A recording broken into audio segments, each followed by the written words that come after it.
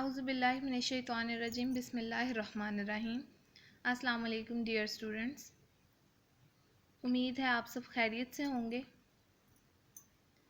हम बायोलॉजी का लेक्चर जो है वो डिस्कस करते हैं। तो आपने प्रीवियसली देखा है कि हमने कल पढ़ा था रिप्रोडक्शन इन मैन में बेसिकली आइडेंटिकल ट्विंस के बारे में थोड़ा सा डिस्कस किया था। फिर ट्विंस की ही एक और टाइप हमने डिस्कस की थी जिसे फ्रेटर्नल ट्विंस का नाम दिया था। और बेसिक डिफरेंस भी मैंने बताया था कि आइडेंटिकल ट्विंस जो हैं वो माइटोसिस के थ्रू, जबकि fraternal twins basically gamete formation के दौरान मियोसिस के थ्रू बनते हैं। फिर हमने कहा था कि आइडेंटिकल ट्विंस सेक्सुअल की बजाय एसेक्सुअल, और जो फ्रेटर्नल ट्विंस हैं वो सेक्सुअल प्रोसेस कहलाता है, क्योंकि आइडेंटिकल ट्विंस के अंदर जाइगोट एक ही होता है। जब 2 सेल स्टेज पर डिवीजन होती है, 2 सेल स्टेज बन आ जाती है जिसे हम ब्लास्टोमेयर कहते हैं, तो वो दोनों सेल जाइगोट में क्लीवेज के दौरान इकट्ठे रहने की बजाय सेपरेट होकर दो सेपरेट जाइगोट के तौर पे बिहेव करते हैं और दो इंडिविजुअल्स बनाते हैं जो आइडेंटिकल होते हैं, उनका जेनेटिक मटेरियल सेम था। जबकि फ्रेटर्नल ट्विंस के अंदर हमने देखा था कि वहाँ पर जो ऑर्गेनिजम्स हैं उनके अंदर देखा गया है कि सम टाइम एक से ज़्यादा एग की प्रोडक्शन हो जाती है जो कि सेपरेटली स्पर्म के साथ फर्टिलाइज करके एक से ज़्यादा जाइगोट बना लेते हैं। वो 2 भी हो सकते हैं, वो 3 भी हो सकते हैं, इसीलिए उनका जेनेटिक मटेरियल डिफरेंट होता है और वो 2 या 3 जो हैं वो इंडिविजुअल्स न्यू प्रोड्यूस कर लेते हैं। इसी तरीके से हमने फर्टिलाइजेशन पढ़ी थी जिसमें यूनियन ऑफ गेमीट पढ़ा था कि 3 टाइप्स हैं फर्टिलाइजेशन की। ओवीपेरस, जिसमें फर्टिलाइजेशन तो बॉडी के अंदर हो रही है लेकिन डेवलपमेंट एक्सटर्नल है, क्योंकि उसमें ऑर्गेनिज्म एग ले कर देते हैं और वो शेल्ड एग ही प्रोटेक्शन कर रहा होता है ऑफस्प्रिंग की, और नया ऑफस्प्रिंग उसी में से बनता है। जबकि वीवीपैरी था एक, वीवीपैरस के अंदर वो ऑर्गेनिजम्स आते हैं जो बेसिकली फर्टिलाइजेशन भी इंटरनल करते हैं और डेवलपमेंट भी उनमें इंटरनल होती है और वो यंग वन को बर्थ देते हैं। जबकि मोस्टली मैमल्स के अंदर ऐसा होता है, ह्यूमन बींग्स भी इसमें इंक्लूडेड हैं।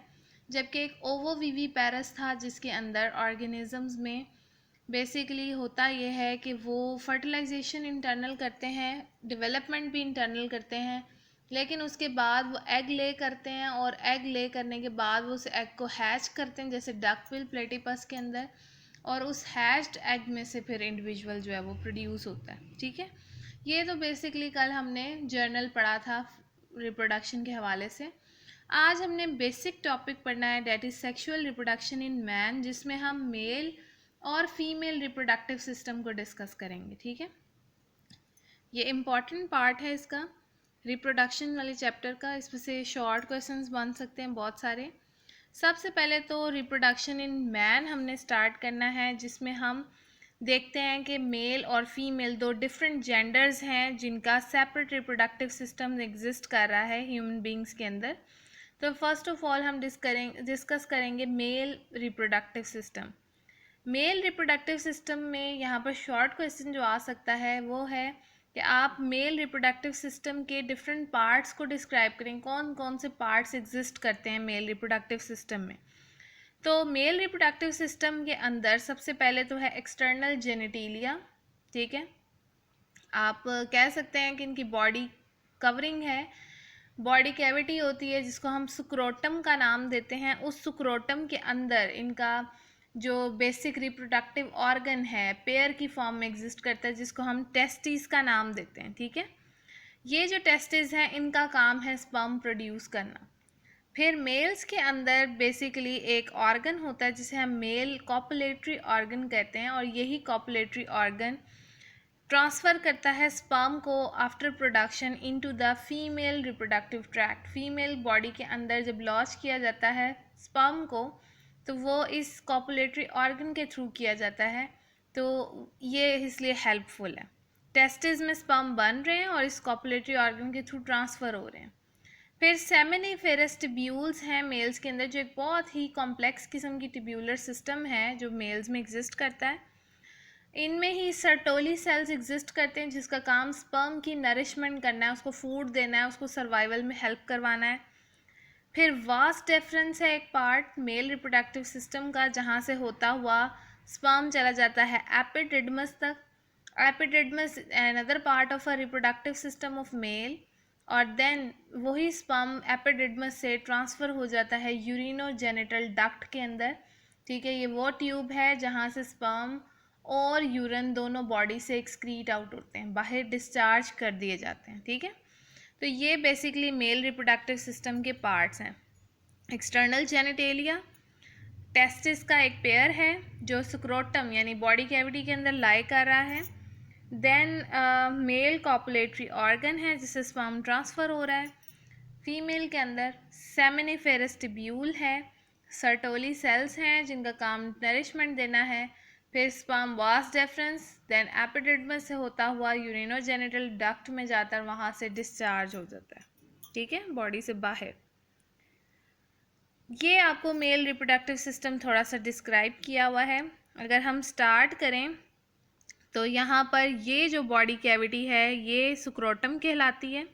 इसका ये जो इंटरनल पार्ट है ये टेस्टिस कहलाता है, और इस टेस्टिस के अंदर बेसिकली स्पर्म की प्रोडक्शन हो रही है, ठीक है। उसके ऊपर आपको एक पार्ट नज़र आ रहा है, एपिडिडमस है ये, ठीक है। एपिडिडमस से अगर हम ऊपर की तरफ जाए, यहाँ बहुत सारे पार्ट्स डिस्क्राइब किए हुए हैं, लेकिन अगर हम इनको जो है सबको ना स्टडी करें, सिर्फ कुछ पार्ट्स को देखें, तो ये हमारे पास ये जो डक्ट नज़र आ रही है आपको, इसको हम स्पर्म डक्ट कहते हैं। ये डक्ट जो है वो बेसिकली स्पर्म को ट्रांसफ़र करने में हेल्प करती है। ये मैन यूरिनरी ब्लैडर है जहाँ पर यूरिन स्टोर हो रहा होता है, ठीक है। और ये आप देख रहे हो कि ये साथ ही एक ट्यूब जा रही है नीचे जो कि यूरेथ्रा है, और ये वाला पार्ट पेनिस है। ये बेसिकली मेल कॉपुलेटरी ऑर्गन है जो स्पर्म को ट्रांसफ़र कर रहा होता है, ठीक है। बाकी जो है वो एक्स्ट्रा पार्ट्स हैं, लाइक ये यूरेटर है जो यूरिन को लेकर आ रहा है यूरिनरी ब्लैडर में। ये थोड़ा सा पार्ट रेक्टम है जो कि एनस के साथ कनेक्टेड है, वेस्ट मटेरियल को बॉडी से बाहर रिलीज़ करने के लिए, ठीक है। तो रिप्रोडक्टिव पार्ट में देखें तो ये वाला पार्ट इंपॉर्टेंट है, ठीक है, जिसमें ये टेस्टिस स्क्रोटम, ये कॉपुलेटरी ऑर्गन पेनिस, इसके अलावा एपिडिडमस और जो बेसिकली यूरेथ्रा है वो यहाँ पर इम्पॉर्टेंट है, ठीक है। आप यहाँ देख सकते हो कि यूरिन और स्पर्म की इजैकुलेशन के लिए, बॉडी से बाहर डिस्चार्ज करने के लिए इनको एक ही ओपनिंग है, ठीक है, कोई सेपरेट ओपनिंग यहाँ पर एग्जिस्ट नहीं कर रही। यही यूरिनोजेनिटल डक्ट कहलाती है, ठीक है। नेक्स्ट वन अगर हम देखें तो हमारे पास यहाँ पर डिस्कशन की हुई है development and transfer of sperm. सबसे पहले तो स्पर्म बनते किस तरीके से हैं, उनकी प्रोडक्शन किस तरीके से हो रही है, वो डेवलपमेंटल प्रोसेस है। फिर उसके बाद उन्होंने ट्रांसफ़र होना है from male body to female body, ठीक है, बॉडी से बाहर डिस्चार्ज होना है। तो उसके लिए सबसे पहले यहाँ पर डेवलपमेंट को डिस्कस किया गया है। डेवलपमेंट में हमने सबसे पहले उसके पार्ट की बात की हुई है सेमिनिफेरस ट्यूब्यूल की। सेमिनिफेरस ट्यूब्यूल मैंने आपको बताया मेल्स के अंदर ख़ास किस्म का ट्यूबुलर सिस्टम है, कॉम्प्लेक्स ट्यूबुलर सिस्टम। इनके अंदर हो रही है रिपीटेड डिवीजन सेल्स की, और वो कौन सा पार्ट है जो रिपीटेडली डिवाइड कर रहा है, वो है जर्मिनल एपिथीलियम लेयर। सबसे बाहर वाली लेयर जो है वो क्या कर रही है, उसका काम है स्पेशलाइज सेल्स बनाना, जिसको हम नाम देते हैं स्पर्मेटोगोनिया का, ठीक है। अब ये जो है यहाँ से स्पर्मेटोगोनिया, ये सेल्स साइज़ में आहिस्ता आहिस्ता इंक्रीज़ होते जाएंगे, फिर डिफ्रेंशिएट होंगे, इनको पता लगेगा इन्होंने क्या फंक्शन परफॉर्म करना है, इसीलिए ये कन्वर्ट हो जाएंगे सेकंड पार्ट ऑफ सेल्स में जिसका नाम है primary spermatocyte. Cytes mean cells, ठीक है। आपने याद रखना है फर्स्ट पार्ट बनेगा स्पर्मेटोगोनिया और second one is primary spermatocytes. Primary spermatocyte से फर्दर जो है वो मीओसिस के थ्रू, मीओटिक डिवीजन के थ्रू बनेंगे सेकेंडरी स्पर्मेटोसाइट्स, और यही फर्दर आगे साथ ही एक और चीज़ भी बनाएंगे जिन्हें हम नाम देते हैं स्पर्मेटिड्स का। ये स्पर्मेटिड्स यहाँ इंपॉर्टेंट है, जिन्होंने बाद में मैच्योर होने के बाद स्पर्म्स में डेवलप हो जाना है, ठीक है। तो आपने याद रखना है कि एक सेल होगा spermatogonia, spermatogonia through division convert हो जाएगा प्राइमरी स्पर्मेटोसाइट्स में, प्राइमरी स्पर्मेटोसाइट में होगी मीओसिस, और मीओसिस के बाद दो चीज़ें बनेंगी, एक होंगे सेकेंडरी स्पर्मेटोसाइट्स और सेकंड वन होंगे स्पेशलाइज्ड सेल्स जिनको हम स्पर्मेटिड्स का नाम देते हैं। ये स्पर्मेटिड्स 4 इन नंबर होते हैं, इसीलिए यहाँ पर 4 मैच्योर स्पर्म्स जो हैं वो डेवलप हो जाते हैं, ठीक है। इसको अगर आप क्लियर कट डिस्क्राइब करना चाहें तो इसके लिए एक पिक्चर भी है। ये देखें, यहाँ पर सबसे पहले ये स्पर्मेटोसाइट्स बने हैं जो डिप्लॉयड इन नंबर हैं, उनमें आगे फर्दर डिवीजन शो की हुई है मियोसिस 1, ये मियोसिस 1 हो रही है, ठीक है, ये सेल डिवाइड हो गया अगेन। मियोसिस 1 के बाद ये आपके पास आगे सेल न्यू बन गया। अब यहाँ दोबारा से डिवीजन स्टार्ट हुई है मियोसिस 2 और ये बन गए हैं स्पर्मेटिड्स। मियोसिस के बाद पहले देखें स्टार्ट डिप्लॉयड सेल से हुए हैं 2n इन नंबर, लेकिन जैसे जैसे मियोसिस हुई कंप्लीट तो आगे जो नंबर ऑफ क्रोमोसोम था वो हाफ होकर हैप्लॉइड रह गया, ठीक है। ये स्पर्मेटिड्स हैं, ये हैप्लॉइड्स आगे कन्वर्ट हो रहे हैं हैप्लॉइड स्पर्म सेल्स के अंदर, और स्पर्म सेल्स एक ख़ास स्ट्रक्चर होता है, 4 इन नंबर हैं ये, क्योंकि 4 सेल्स बनते हैं मियोसिस के रिजल्ट में। तो ये जो स्पर्म सेल है इनमें आप देखेंगे आगे हेड है, एक्रोसोम है इसका पार्ट, ये माइटोकॉन्ड्रियल सेल्स हैं इसके अंदर। माइटोकॉन्ड्रियल सेल्स का फंक्शन होता है इनको एनर्जी प्रोवाइड करना, क्योंकि मूव करते हैं, और ये पीछे इनकी टेल है। तो इस तरीके से ये बेसिकली एग्जिस्ट करते हैं, और ये गेमीट फॉर्मेशन हो रही होती है मेल्स के अंदर थ्रू मियोसिस।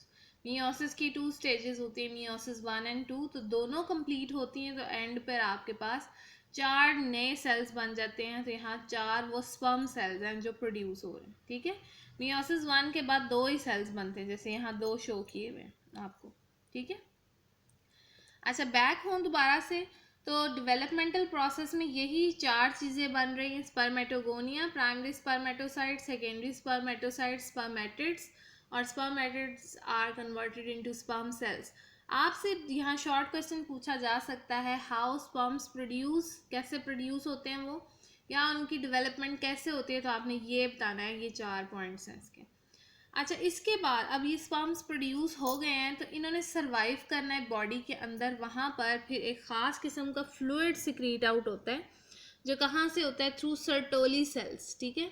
ये सर्टोली सेल्स क्या कर रहे हैं, ये लिक्विड मीडियम भी प्रोवाइड कर रहे हैं स्पर्म्स को, ये उनको प्रोटेक्ट भी कर रहे हैं, उनको नरिश भी कर रहे हैं, उनको फूड भी प्रोवाइड कर रहे हैं, ताकि वो ट्यूब्स के अंदर जब तक रहें सेमिनिफेरस ट्यूब्यूल्स में, तब तक वो ज़िंदा रहें, एक्टिव रहें, अपना जो है वो फिर फर्दर ट्रांसफ़र उनको किया जा सके, ठीक है। अब स्पर्म्स सर्टोली सेल से अपनी नरिशमेंट ले रहे हैं। At the time of transfer के लिए वो सबसे पहले मेन डक्ट में आते हैं, रिप्रोडक्टिव सिस्टम ऑफ मेल की, जो कि कहलाता है वास डेफरेंस, ठीक है। ये वास डेफरेंस जो है ये आगे फर्दर एक कॉन्वुलेटेड स्ट्रक्चर है जिसको हम नाम देते हैं एपिडिडमस का, वहाँ पर चले जाते हैं। वास डेफरेंस नाम देते हैं एपिडिडमस का, वहाँ पर चले जाते हैं। वास डेफरेंस से स्पर्म ट्रांसफ़र हो गए हैं एपिडिडमस में, सेमिनिफेरस ट्यूब्यूल से वो बनना शुरू हुए थे। अब ये कॉन्वुलेटेड का मतलब ये बहुत सारी फोल्डिंग्स हैं उसके अंदर, एपिडिडमस फोल्डिंग स्ट्रक्चर है, फोल्डेड स्ट्रक्चर है। फिर ये स्पर्म वहाँ एपिडिडमस से ट्रांसफ़र हो जाएंगे यूरिनोजेनिटल डक्ट में, और फिर वो वहाँ से बॉडी से बाहर डिस्चार्ज आउट हो जाएंगे, ठीक है। इस तरीके से ये जो स्पर्म सेल्स हैं ये बेसिकली मेल से ट्रांसफ़र हो जाते हैं, डिस्चार्ज हो जाते हैं, और फिर इन्हें लॉन्च कर दिया जाता है फीमेल बॉडी के अंदर, ठीक है। अच्छा जी, नेक्स्ट फिर हम अब ये देखें, ये आपको उन्होंने थोड़ा सा स्ट्रक्चर बताया हुआ है मेल रिप्रोडक्टिव सिस्टम का। ये जो है ये स्क्रोटम के अंदर टेस्टिस लाई कर रही हैं, ठीक है, और ये बेसिकली स्पर्म डक्ट है जो इसके सेंटर में एग्जिस्ट कर रही है, और ये वाला सारा पार्ट एपिडिडमस का कहलाता है, ठीक है। तो ये उन्होंने बताया हुआ है कि ये यहाँ से होती हुई ये वास डेफरेंस से होता हुआ एपिडिडमस, एपिडिडमस स्पर्म डक्ट के थ्रू जो है वो आगे यूरेनोजेनिटल डक्ट में ट्रांसफ़र हो जाएगा, और फिर वहाँ से बॉडी से बाहर रिजेक्ट कर दिया जाएगा। ये क्रॉस सेक्शन दिखाया हुआ है, इसी का कटिंग करके दिखाया हुआ है आपको, जिसके अंदर ये स्पर्मेटोजोआ बन रहे हैं ल्यूमन के अंदर। ये सेमिनिफेरस ट्यूब्यूल का क्रॉस सेक्शनल एरिया दिखाया हुआ है, उनको कट करके दिखाया हुआ है। मेम्ब्रेन दिखाई हुई, बेसमेंट मेम्ब्रेन, इसके अलावा सेंट्रल पार्ट ल्यूमन है, खाली जगह थी जो खला थी इसकी, उसमें आपको नज़र आ रहे हैं स्पर्मेटोजोआ, जो कि फर्दर स्पर्म्स में मेच्योर स्पर्म्स के अंदर कन्वर्ट हो जाते हैं। नेक्स्ट फिर इन्हीं टेस्टिस के अंदर एक हार्मोन भी प्रोड्यूस होता है जिसको हम टेस्टोस्टेरोन का नाम देते हैं, ठीक है। सेमिनिफेरस ट्यूब्यूल्स के ही स्पेशलाइज्ड सेल्स हैं जिनको हम इंटरस्टिशियल सेल्स का नाम देते हैं, ये इंटरस्टिशियल सेल्स एक हार्मोन प्रोड्यूस कर रहे हैं टेस्टोस्टेरोन। आपने इसका फंक्शन पहले ही पढ़ लिया हुआ है कि बेसिकली टेस्टोस्टेरोन का फंक्शन है स्पर्म सेल्स को प्रोड्यूस करना सक्सेसफुली। फिर जो मेल्स के अंदर सेकेंडरी सेक्स करेक्टर्स होते हैं, जैसे उनके बाल बहुत ज़्यादा होते हैं, उनकी आवाज़ थोड़ी भारी होती है, तो प्यूबर्टी के बाद यानी जवानी के बाद जो सेकेंडरी सेक्स करेक्टर्स हैं वो डेवलप करना भी इन्हीं का काम है, टेस्टोस्टेरोन का। तो दो फंक्शन है इसके, नंबर 1 स्पर्म प्रोडक्शन करना और number 2 development of male secondary sex characters. अब हम स्टार्ट करते हैं female reproductive system. Female reproductive system की अगर हम बात करें तो बेसिकली इसके भी बहुत सारे पार्ट्स हैं। तो ये अगेन शॉर्ट क्वेश्चन बनता है, describe the parts of the female reproductive system. तो इसमें आपको सबसे पहले आप बताएंगे कि पेयर ऑफ ओवरी एग्जिस्ट करती है, जैसे मेल में टेस्टिस थे, यहाँ रिप्रोडक्टिव ऑर्गन है ओवरीज। ओवरीज से ट्रांसफ़र होगा ओवा एग सेल, ओविडक्ट के थ्रू यूट्रस में। यूट्रस जो है वो बेसिकली एग को कैरी कर लेती है अगर एग की फर्टिलाइजेशन स्पर्म से हो जाए तो। फिर एक्सटर्नल जेनिटेलिया उसी तरह जैसे मेल में था फीमेल में भी है, यहाँ पर एक बोन एग्जिस्ट करती है जिसको सर्विक्स कहते हैं, और इस सर्विक्स के थ्रू ओपन हो रही है ये सारा रिप्रोडक्टिव सिस्टम वेजाइना के अंदर, ठीक है। तो इस तरीके से फीमेल रिप्रोडक्टिव सिस्टम के टोटल 6 पार्ट्स हो गए, ovaries, oviduct, uterus, external genitalia, cervix and vagina. ये जो है वो फीमेल रिप्रोडक्टिव सिस्टम जो है वो यहाँ पर डिस्कस किया हुआ है, थोड़ा सा डिस्क्राइब किया हुआ है थ्रू अ पिक्चर। ये देखें यहाँ पर ओवरीज हैं, एक ये ओवरी एग्जिस्ट कर रही है और एक ये यहाँ पर क्लोज दिखाई हुई है, यहाँ पे उसका क्रॉस सेक्शनल एरिया दिखाया हुआ, ठीक है, ताकि आप उसको देख सकें, इजीली अंडरस्टैंड कर सकें। ये जो है ओवरी, इसके अंदर बेसिकली एक साइकिल डिस्क्राइब किया हुआ है, जब हम इन डिटेल अभी पढ़ेंगे।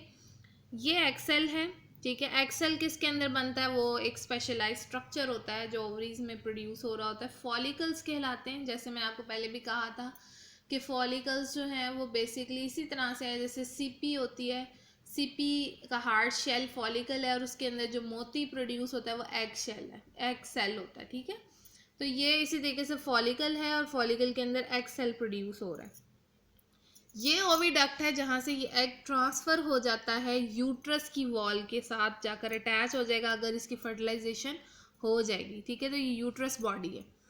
फिर इसके अलावा ये यहाँ से पूरा सिस्टम ओपन हो रहा है सर्विक्स के थ्रू, ये वो पार्ट है वेजाइना, ठीक है। तो इस तरीके से ये जो है पूरा फीमेल रिप्रोडक्टिव सिस्टम, इसके सारे पार्ट्स इस डायग्राम में डिस्क्राइब किए हुए हैं उन्होंने। नेक्स्ट अगर आप देखें तो जिस तरह स्पर्म की डेवलपमेंट होती है बिल्कुल उसी तरह एग की डेवलपमेंट भी होती है। एग को हम ओवा भी कहते हैं, ओवम भी नाम देते हैं सिंगुलर प्लूरल के हिसाब से। तो यहाँ ओवम की डेवलपमेंट हमने स्टडी करनी है और फिर उसकी रिलीज़, कि वो कब रिलीज़ होता है बॉडी से और कितनी तादाद में रिलीज़ होते हैं, ठीक है। तो सबसे पहले तो आपने पढ़ा कि हमारी फीमेल बॉडी के अंदर पेयर ऑफ ओवरीज हैं, ठीक है। उनके जर्म सेल्स यानी ओवरीज की जो वॉल है उसके सेल्स सबसे पहले डिवाइड होकर oogonia बनाते हैं। ये oogonia जो है उसी तरह ही है जैसे वहाँ स्पर्मेटोगोनिया था, यहाँ पर oogonia ओवम से रिलेट कर दिया गया।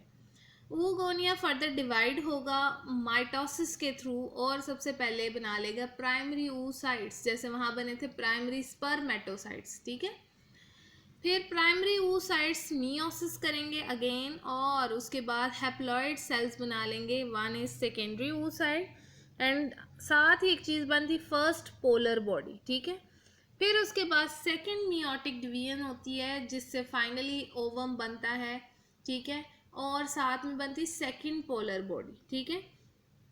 तो ये प्रोसीड तभी होता है जब मेटाफेज तक, लेकिन ये कंप्लीट तब होता है जब स्पर्म की फर्टिलाइजेशन हो जाती है एग के साथ, ठीक है। oocyte की यानी कि फर्टिलाइजेशन हो जाए स्पर्म के साथ, तब इसकी कंप्लीट डिवीजन हो जाती है। तो इस तरीके से यहाँ पर आपको बताया हुआ है कि ओवरीज के अंदर एग सेल ने बनना है, उसकी वॉल डिवाइड होगी माइटोसिस से, पहले वो oogonia बनाएगी, फिर oogonia से फर्दर प्राइमरी oocytes, फिर वो मियोसिस करेंगे और बनाएंगे सेकेंडरी oocytes और फर्स्ट पोलर बॉडी। यही सेकेंडरी oocytes बाद में कन्वर्ट हो जाएंगे एग के अंदर और एग जो है वो फर्टिलाइज कर जाता है स्पर्म के साथ, अगर फर्टिलाइजेशन नहीं होती तो वो ख़त्म हो जाता है, ठीक है, और साथ सेकंड पोलर बॉडी बन जाती है।